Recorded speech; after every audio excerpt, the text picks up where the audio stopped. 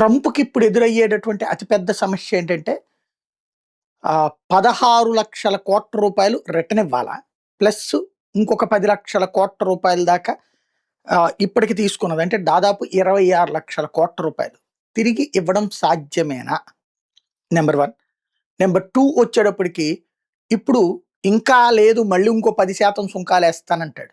వాళ్ళ రాజ్యాంగానికి విరుద్ధంగా, వాళ్ళ సుప్రీంకోర్టు తీర్పుకి విరుద్ధంగా ఆ దేశంలో ఉన్నటువంటి అధికారులు పనిచేయరు. ఈయన ఇష్టం వచ్చినట్టు ఈయన ఆఫీస్‌లో పనిచేసినట్టు చెయ్యరు అక్కడ.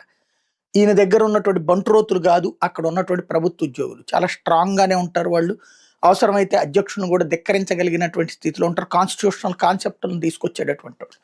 ఇప్పుడు ట్రంప్ ముందున్నటువంటి కర్తవ్యం ఏంటి అంటే ఇప్పుడు భారత్ లాంటి వాటితో ఒప్పందం చేసేసుకున్నాం గదా! కోర్టు తీర్పుతో సంబంధం లేదు. ఆ పన్ను కట్టులే అని అడుక్కోవాలి. మిగతా దేశాలతో అడుక్కోవాలి. బట్ ఇప్పుడు భారత్ అయినా ఎవడైనా సరే ఎందుకు ఊరకనే కట్టాలనుకుంటారు?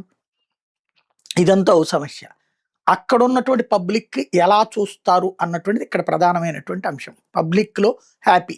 ఎందుకంటే డబ్బులు మిగులుతాయి వాళ్ళకి. ఈ పన్నులతో అల్లాడిపోయారనమాట. ఇప్పుడు ట్రంపు నైతికంగా చెడ్డాడు. ఆర్థికంగాను చెడ్డాడు. వాస్తవంగా తను ఎక్స్‌పెక్ట్ చేసింది ఆర్థికంగా సస్టైన్ అయితే ప్రజలు నైతికంగా తను చేసే ప్రతి తప్పును సమర్థిస్తారు. అది కాస్త రివర్స్ అయింది.